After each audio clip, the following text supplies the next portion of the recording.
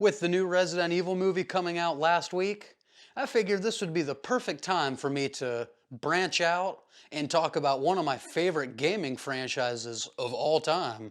So join me and tell me how wrong I am in the comments as I rank all the main entries in Resident Evil 2.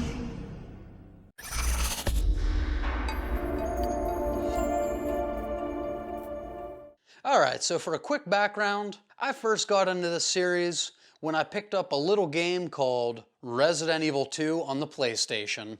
And by little, I of course mean a game that had 2 discs and 4 scenarios to play through.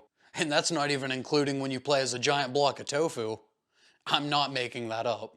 And after playing Resident Evil 2, I was immediately hooked, and I played every game going forward, bought them all as soon as they released.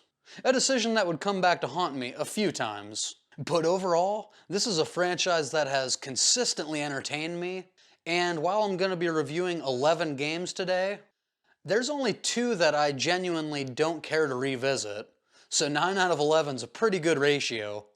And of course I will be covering all main entries 1 through 8, and the remakes of 1 through 3 in this video. So with that being said, let's get right into the rankings. And to nobody's surprise, coming in at 11 out of 11, dead last, is gonna be Resident Evil 6. And when it comes to action in this series, if Resident Evil 4 knocked on the door, Resident Evil 5 swung that door wide open, and this game kicked the door off the hinges and shot it in the face with an assault rifle. This game feels like some kind of fever dream directed by Michael Bay. This is working with me. What's better off as a mercenary? I don't know what Capcom was trying to make here, but it clearly wasn't Resident Evil. I mean, how do you make a game in this series with zero tension and horror? I do appreciate how they attempted to incorporate 3 separate campaigns here, and it's the first time we've seen that since Resident Evil 2. But it ultimately fell flat because this is just fundamentally out of place in this series. If Resident Evil 4 struck a perfect 50-50 balance between action and horror, then this game leans about 90-10 towards the action, and that may be a conservative estimate. And me personally, I will take a slower paced, scary Resident Evil over this any day. I mean, you know it's a bad game when I couldn't get through a Leon Kennedy or Chris Redfield campaign. Hell, if given the choice, I'd rather, I don't know, go to bingo than play Resident Evil 6 again. Where's everyone going? Bingo? Yeah, next up at number 10 is gonna be Resident Evil 5.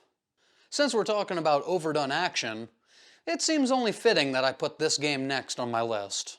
And while I absolutely loved Resident Evil 4, it did start this unfortunate trend in the series where they shifted more towards action and stopped trying to make anything scary.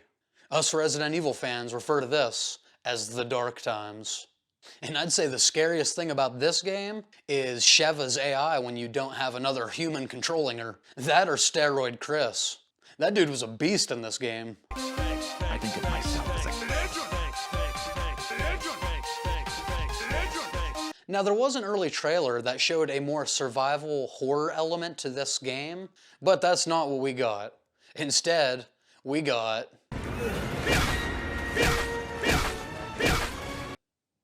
And that sequence occurs during one of the most ridiculous, over-the-top boss fights I've ever seen, where you fight Wesker inside an active volcano. And when I say this is a ridiculous boss fight and I'm talking about Resident Evil, that's really saying something. And honestly, I would say fighting Wesker in a volcano while punching a giant boulder sums up this game pretty well. If somebody's never played it and they ask what it's like, just let them know about that part. I don't want to be completely unfair to this game though, so I will say the one saving grace is this is a half decent, I might even say good multiplayer experience if you and a friend are just looking to have some dumb fun. Alright, let the controversy begin. At number 9 is gonna be the original Resident Evil from 1996. And for everybody who didn't just click off this video, I love this game, I really do. I love all these games going forward. I just didn't happen to grow up with this one the same way I did Resident Evil 2 and 3. So it doesn't give me that same nostalgic feeling that it probably gives a lot of you. And my placement here isn't meant to be a slight against the original, but rather a testament to the quality of this franchise. Because if this game's at number 9, that speaks volumes because this is a great game. The original Resident Evil was a revolution in survival horror, with this emphasis on exploration, puzzle solving, inventory management. The world had never seen a game quite like it, and a strong argument could be made that this game brought zombies back to popular culture, a trend that's still going strong 25 years later. It of course features some of the most iconic moments in gaming history. Seeing that first zombie turn around and stare at you gives me chills to this day. And that dog jumping through the window, that's a jump scare I still haven't quite recovered from. There's a dog in this hallway, isn't there? It features a cast of characters so popular that they're still featured in Resident Evil games. And it also has 4 different endings, a feature you don't see in a lot of modern games. Aside from the clunky tank controls and that voice acting. Stop it! Don't open that door! That was too close. You were almost a Jill sandwich. You're right. Barry, thanks for saving my life. I don't really have anything bad to say about this game. Like I said, I just didn't personally grow up with it, and I happen to enjoy Resident Evil 2 and 3 much more from the PlayStation 1 era. Coming in at number 8 is going to be the Resident Evil 3 remake.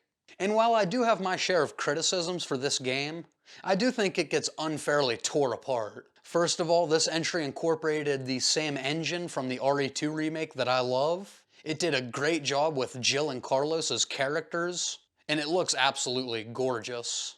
The first couple encounters with Nemesis are awesome.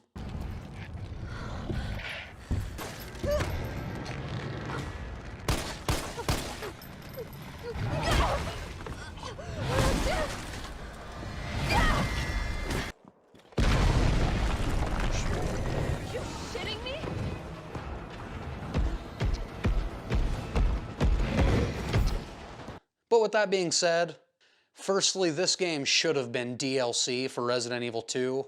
This should not have been a $60 game. They should have put a $20 price on this and called it DLC.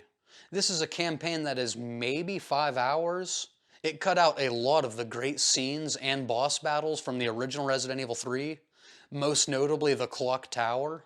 Oh yeah, and you remember those awesome live selection sequences in the original where you were given 2 choices that affects your playthrough and your ending?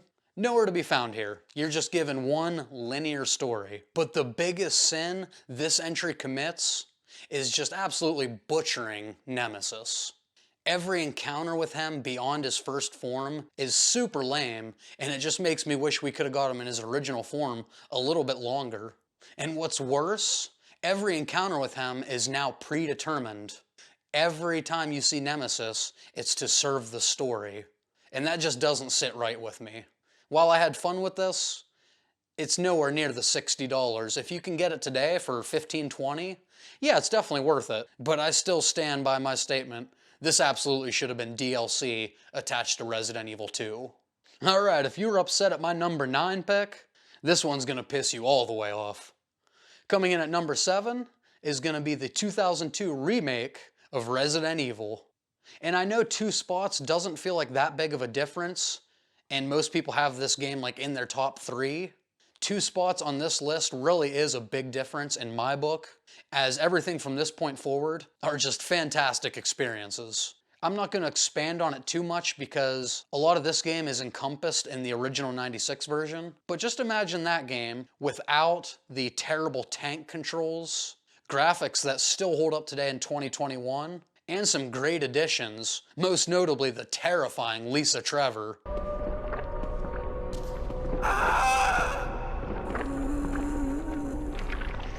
And this is a game that everybody should experience.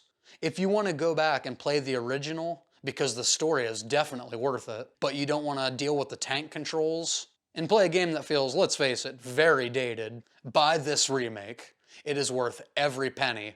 And although I know 7 is low, I promise I absolutely adore this title.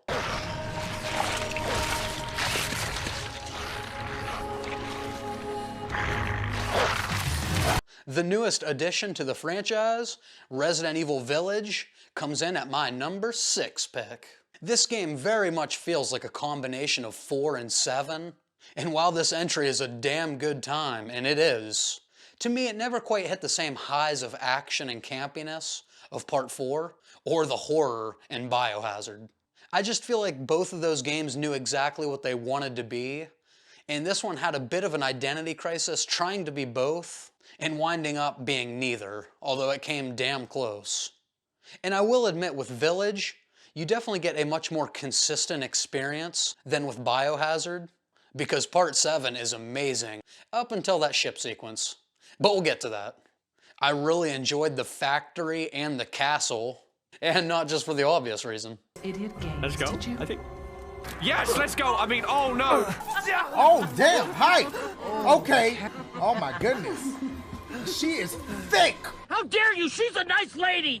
And I know Capcom feels like they missed a really big opportunity by not making Lady D a bigger part of this game, as the entire internet lost their shit over her. And I'll be honest, I kinda regret that too, because to me, Lady D is far and away the most fascinating of the 4 lords. As much as I loved Heisenberg, Heisenberg, you're goddamn right. there was just something about Lady D where I feel like they honestly could have made an entire game revolving around Ethan and her, and it may have performed even better.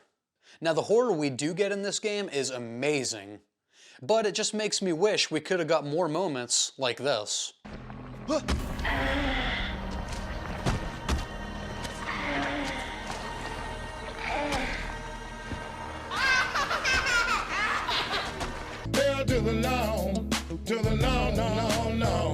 We definitely get a better enemy variety here compared to the molded from Part 7, and the Lycans were awesome. I loved how they swayed back and forth and just how realistically they moved. The Duke was of course great. It was nice to have that mechanic back in the game. Chris was good, but I feel like he was majorly underutilized in this game. And one thing that drove me crazy... Chris? Sorry, Ethan.